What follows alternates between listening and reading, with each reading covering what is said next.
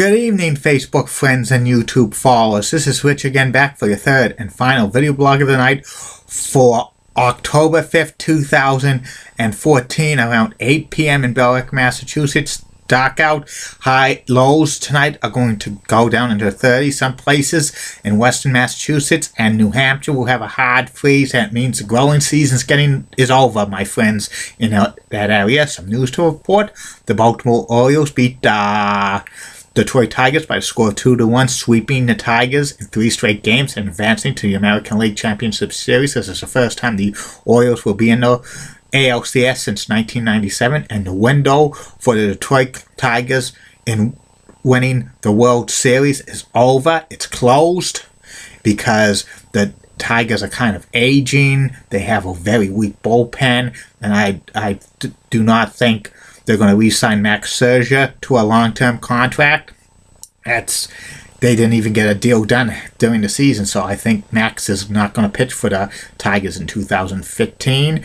And also, UMass Lowell hockey team beats St. Thomas. It's a college in Canada by the score of 7-3 in an exhibition hockey game at the Songus Center at UMass Lowell. 5 more days until the 2014-2015 UMass Lowell hockey season starts against Boston College Eagles. And also, Peyton Manning threw his 500 career touchdown pass in the NFL. That's about it on the news. And my third and final video blog subject of the night is about a former tag team in the WWE. It's the Headbangers. The Headbangers were Mosh and Thrasher. Mosh's real name was Chad Worthington, and Thrasher's real name is Glenn Ruth. They were trained by Pretty Boy Larry Sharp at the Monster Factory. The Monster Factory was a training center that was run by Larry Sharp, and it was founded by the late great WWE Hall of Famer Buddy Rogers, Nature Boy, and they trained a lot of great wrestlers over the years. And Mosh and Thrasher started tag teaming in 1994 as Spiders in some indie promotions. They wrestled in ECW, NWA Dallas, and USWA as the Spiders for about a couple of years. Then they went to Smoky Mountain Wrestling in 1995, and they changed their names to the Headbangers, and they had their like, quote, real men wear skirts. They were like kind of wore skirts and stuff, and they started in WWE in December 1995 as jobbers, using the names as the Spiders, the co-wrestlers, and their real names Glenn Ruth and Chaz Worthington. They made the WWE debuts as the Headbangers, Master and Thrashers in November 1996, and on Superstars they beat Aldo Montoya and the Pug Alex Portoro in their debut match. They briefly used the gimmicks, the Sisters of Love. They were managed by Brother Love. They dressed up as nuns, and that gimmick was used for only a couple of weeks on Shotgun Saturday Night, but they went back to the Headbangers, and the Headbangers got a pretty decent push in the WWE in 1997. They fought the Road Warriors to a double disqualification when the Road Warriors came back to the WWE on Raw in February 1997, and then the Headbangers won the Fatal 4-Way Tag Team match between the Blackjacks, Furnace and LaFont, and the Godwins at WrestleMania 13, and that was for them to get a shot at the WWE Tag Team Championship the next night on Raw against Owen Hart and the British Bulldog. The Headbangers faced Owen Hart and the British Bulldog, but that ended up as a disqualification. And the Headbangers, even though they were heels, they were being cheered by the fans, and then the WWE turned them faces, and they got a pretty good face push as a alternative tag team. They wore skirts, and they wore sports bras, and they carried a boombox. And the Headbangers won the WWE Tag Team Championship in September of 1997, beating Owen Hart and the British Bulldog. And at Ground Zero in your house, they held the titles, the WWE Tag Team titles, for a month before they dropped it to the Godwins at Bad Blood 1997, but the Headbangers continued to get up like a mid-card tag team push in the WWE for the next several months. They started a feud with the Rock and Roll Express, who came into the WWE and they were the NWA Tag Team Champions. Is when that angle when Jim Cornette brought the NWA back in January 1998. I think this was an angle to mock the NWO.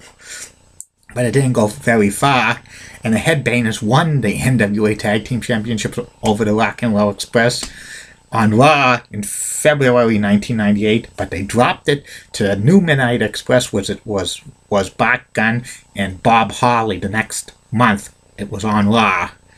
And they continued the Headbangers to get a decent push, but they were turned heel in September of 1998 when they were wrestling the Oddities, and they had spray cans. They sprayed the Oddities in the eyes and stuff like that. They also sprayed Luna, and they also got the Insane Clown Posse who sang the theme song to the Oddities. They got them to be their corner, and they got a great heel push. The Headbangers wrestled the New Age Outlaws for the WWE Tag Team Championship in October 1998 at the pay-per-view, and they kind of won, but they didn't get the tag team titles. They won by DQ or something, and then the Headbangers were mocking the New Age Outlaws, mimicking them. Ladies and gentlemen, and they called themselves the Tag Team Champions of the Universe. Ladies and gentlemen, boys and girls, children of all ages, the WWE presents the Tag Team Champions of the Universe, the Headbangers. And they said, if you ain't down with that, I got 2 words for you. You suck. Pretty good push by a heel Headbangers, but it did not last too long, because in January 1999, they broke up the Headbangers and they repackaged them. Well, they repackaged Marsh as Beaver Cleavage. He was with Mrs. Cleavage, which was a bodybuilder named Mariana Colares, but that gimmick went nowhere. So he became Chaz, a guy who had a guy who had fun. Glenn Roof's character, Thrasher's character was going to be an evil clown. It wouldn't be like Doink. It would be something like the Insane Clown Posse kind of one. And he was supposed to have a manager. That manager was going to be Bruce Pritchard, who was Brother Love. But the evil clown gimmick did not come to fruition in the WWE, and Chaz got a minor push in the WWE in summer 1999. But it went nowhere, and then the angle, kind of the beginning of fall, that this angle of Chaz abusing Mariana's, abusing her, she was saying she was getting beat up and stuff, and it had Chad arrested, but then Thrasher comes back and shows a videotape saying that Mariana was putting mascara on and saying she was being abused, but it was not to be. She wasn't being abused, so they arrested Chaz and they arrested Mariana, and then Mariana left the WWE, and then the Headbangers were reunited, and in October of 1999 they feuded with the Dudley Boys and the APA, but they eventually got relegated to wrestling on Jack, Metal, and Heat, and then they started to wrestle in drag, bringing breast combs and stuff like that, and the Headbangers were just dropping down the totem pole in the WWE, and they eventually got relegated to being thrown out of the Royal Rumble in 2000 easily. Then they started a little feud with trying to get the hardcore title off of Crash Holly and stuff. And eventually the Headbangers just faded off in the WWE. I think Thrasher, Glenn Ruth was released. They kept Marsh around for a while.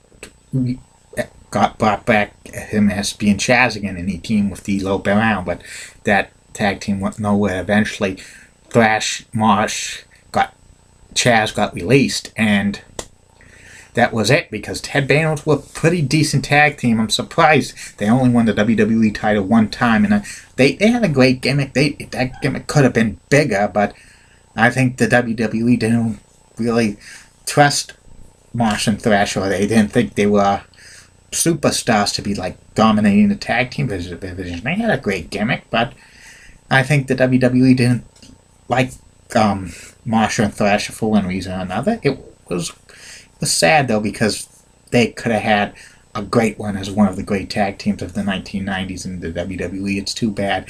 I don't think Marsh and Thrasher will ever go into the WWE Hall of Fame, but you never know. Stranger things have happened, and that's about it on that. I like the feedback I'm getting for Facebook and YouTube, getting more and more followers on YouTube, which is good. I love doing these video blogs every single day, and it's going to continue and continue and continue and continue.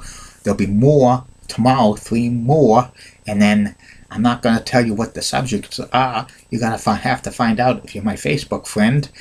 But don't forget the names. There are going to be a lot of personality profiles on here in the coming weeks. And I know it's going to be the names I'm going to talk about for personality profiles will be amazing. Those 8 names I've mentioned over and over again will definitely get one. You know who they are. And then don't forget, Facebook friends, YouTube followers, send me any questions, private message. I'll answer them in a special Q&A video blog, which will be monthly in November. Don't know when it's going to be in November. When I get enough questions, I'll be doing one. And have a good night, Facebook friends and YouTube followers. See you tomorrow.